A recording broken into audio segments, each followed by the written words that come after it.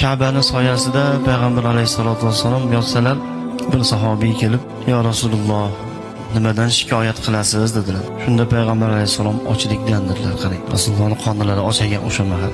Shunda haligi sahobiy yig'lab, "Sizni qoningiz ochsa-yu, men shundoq yurarmidim" deb orqalariga sekin qaytib bir xurmozorga borib, ana shu xurmozorning egasi bilan bir bitim qildiki, "Ke mana shu xurmoyini sug'orib beraman, har bir paqiriga bir donadan xurmo berasan." Necha paqirdir suv toshib xurmolarni sug'orib berdi, evaziga bir hovuch xurmolik bo'ldi. Haligi xurmoni olib kelib, haligi sahobiy, "Mana bu xurmolardan yeb oling, mana shu xurmolar bilan qoningizni to'ygizing" dedilar. Payg'ambar sollallohu alayhi xurmolardan olib yerkanlar, "Shu xurmolarni borib ishlab qiynalib men uchun olib keldingmi?" dedilar payg'ambar sollallohu alayhi vasallam.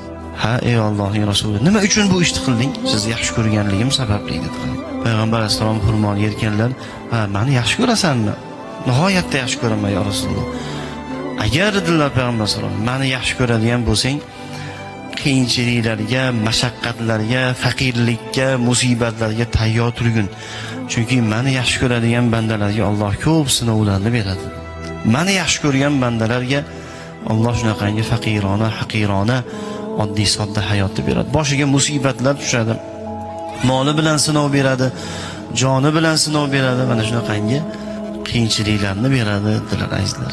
Shuning uchun bir inson masalan musibatlar to'xtamayapti bir insonning boshiga. Qaysi ishni boshlasa yurmayapti. Qorni och qolyapti kerak bo'lsa. Qishda yupun kiyimda qolib, bu faqat Allohning suyganligidan bo'lar ekan azizlar.